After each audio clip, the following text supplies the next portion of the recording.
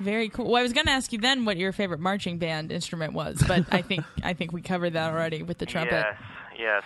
Of course, I used to be a big heavy metal fan back in the late 80s. Oh, I've seen the mullet pictures. Yes, the mullet, and guitar was my thing for a while. And my aunt bought me my first guitar when I was 16, and I still use that guitar when I record and stuff. It's hard being any kind of a freelance artist. I mean, like any performance-based stuff. I mean, like for comics, for musicians, for all kinds of stuff. I mean, it's just really rough right now. Yeah, one day you feel like you're on top of the world, and the next day you're like crying. Yeah, yeah, I haven't felt like that since Coke. I feel like there was a better joke there. I'm sorry, Rob. It was a good analogy. Thank you. Now, Rob, like this thing, me and you never really talk about, I don't think. But God, who are your influences? Like, I love you too. I was like, Greg, no. What about Flutie? But like, who are your big influences? Like when you were at Boston and stuff like that. Oh yeah, I went to the New England Conservatory in Boston, and at that time was probably the most intense time as far as studying jazz, because I decided to major in jazz performance, and I mean there were a lot of amazing musicians there of all styles, but and I got my butt kicked and all that, but so at that time I was probably a combination of studying the great jazz improvisers and trumpet players like Clifford Brown would probably be my biggest hero, and Miles Davis and Lee Morgan and Louis Armstrong and all that. And also I learned a lot there about harmony and chords, and from studying the classics, Mozart and Beethoven and Bach and all that stuff. So it really just put me through the ringer. But yeah, probably like a Clifford Brown would be my one if I had to pick when I was there. That would be something I was working on emulating, trying to play like Clifford Brown. And Clifford Brown Jr., Clifford Brown, if you don't know, is one of the best trumpet players, jazz improvisers ever, and his son lives, I believe, in the Bay Area, and he has a radio show, Clifford Brown Jr. Wow. He does, I think he does like smooth jazz and R&B and stuff like that on his show. Mm-hmm. Yeah, it's like you can definitely hear all the different influences in the music that you've recorded. Like that's one of the things I love about like especially the circadian stuff and the Balboa stuff was there's so much going on. Right. It's like it's this really mix of modern kind of quirky, but you have all these classic things. Like you have the really crazy harmonies and you have all the crazy vocal stuff, and like you can see like it's not just some kind of frivolous like one-dimensional like local band kind of thing. It's like you guys put a lot of effort into the writing.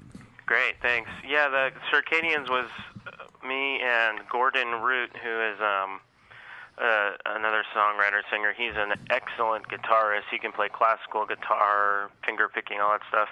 And now he teaches. He's teaching. This is why the Circadians have been on hold. He's been teaching in New York, and he's kind of hasn't been writing as much. But he sends me demos once in a while, and we work on stuff. But I met him at the conservatory, and I was in a 20th century music class, and our assignment was to pick a 20th century composer to emulate and write a song in their style.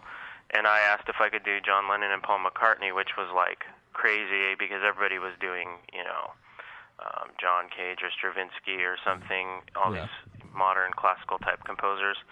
And the teacher said, well, if you can fit all of the parameters of the assignment, and one of them was you must have a published full orchestral score of one of their works. And I said, well, that leaves the Beatles out, because I didn't know that they had any published scores, just lead sheets that don't show all of the parts. Mm-hmm. Yeah. And then Gordon walks up to me and says, yeah, I have this book, and there you go. Some guy in Japan had written all the notes out for all the Beatles songs, the string parts, the drum parts, the bass parts, and it was published. So I was able to do that, and I copied Norwegian Wood, and I wrote a song for the class, and that's how Gordon and I met, and we formed the Circadians.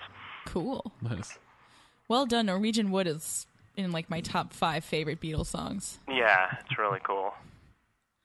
Beatles rock band. Wait, is Norwegian Wood on Beatles Rock Band? You know, you can download it, but it doesn't come with it. Okay. But being that I like to play the drums, I was disappointed because it hardly has any drums on it. I think it has like a tambourine hit or something. Yeah. It is a very simple little ditty. Yes. Now, Rob, I know like the Circadian stuff is available on iTunes, like the Avocado Igloo is. Well, unfortunately, just that one CD. The other one isn't. But, and I emailed you a few MP3s if you want to play them on one of your shows, of a few of the newer songs which are not really new at this point. I am going to be putting those out soon, and they'll be available on iTunes. And that's the Tiny Seed stuff? Yeah, Tiny Seeds. And Paragraph, which is one of those songs, I made a quick little YouTube video for. So people can hear that if they want to go to youtube.com/Rob Dehlinger. And what I did was I just made a video that has the lyrics to it scrawling like the Star Wars opening crawl, and that's all the video is. And it's like the song is a minute and a half long, so it's pretty cool. I'll check that out. Nice. I love Star Wars. So, all right. So we've got the website is robdillinger.com, right? Actually, I don't have that anymore. Okay. It's just youtube.com/Rob Dehlinger, which is pretty brand new, but it has the Santa Claus Whack Magic video on there. It has Paragraph by the Circadians. Now, are people still able to go vote for that for the? I think they still can. Whack Magic is a little on hold right now because I'm doing this film soundtrack, but we do. We went in the studio and started our second single, so that'll be out soon, and I'm going to put that up on the MTV site, and people can go and vote. Cool. Awesome. So, all right. So, youtube.com/Rob Dehlinger. DEHLINGER. Bam. And I will put that link up on the blog for the show. Cool, because that's new, and I'm going to start using that more, like, as my website. Because it's all about the music, man. I'm just going to put music up there. Sounds good. No chatting about my biography. If you could post some mullet pictures, though, I would really appreciate it. Well, if Greg wants to send some to my Facebook, it'll be up to him to find them. I'll go by Pittsburgh and Bug Hunsinger and look at some of those old yearbooks and there you go. Scan some pictures of Dillinger rocking the mullet. Exciting. In a uniform. In a band uniform. What? This has to happen went now. To Pittsburgh just making High sure School. you're still awake. Yeah, this has to happen now. Yeah. I will settle for nothing less. He went to Pittsburgh High School, went to the Boston or New England Conservatory of Music, came back to Pittsburgh and taught band there. Yeah. Fair enough. Yeah. It's like a Disney movie. Which is ironic because I play at Disneyland about once a month now.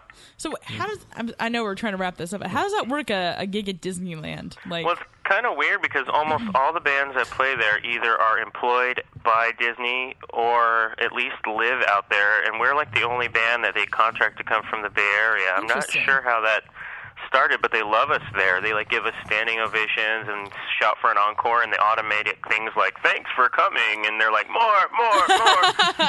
And then the stage manager gets all nervous. It's like, okay, play another one. So all I know is that we're the only band that they bring from out of town. well, cool. Nice. And so we're not officially Disney employees. They contract us. Now, so all right. So when's the next gig here in SF? Tomorrow night at the top of the Mark Hopkins Hotel on Nob Hill. We play from 7:30 to 11:30, and there's a $10 cover. Very cool. Sweet. Stompy Jones. Stompy Jones. All right. You guys, that was our guest, Rob Dehlinger. Thanks for coming in, Rob. All right, thanks for having me. Rob. I'll try to make it in there again maybe sometime in spring break or something. Sounds good. Anytime. All right. Cool. Take it easy. All right, you too. Bye. Thanks. Bye. There we go. So that was Rob Dehlinger, huh? Rob Dehlinger. Sounds hot. Is he hot? I don't know. I only like him as a friend. No Jesse Katsopoulos, huh? No. Even with the mullet. No. Well, I guess I'll have to go to one of his gigs if you don't pony up with the mullet pictures. I know, right?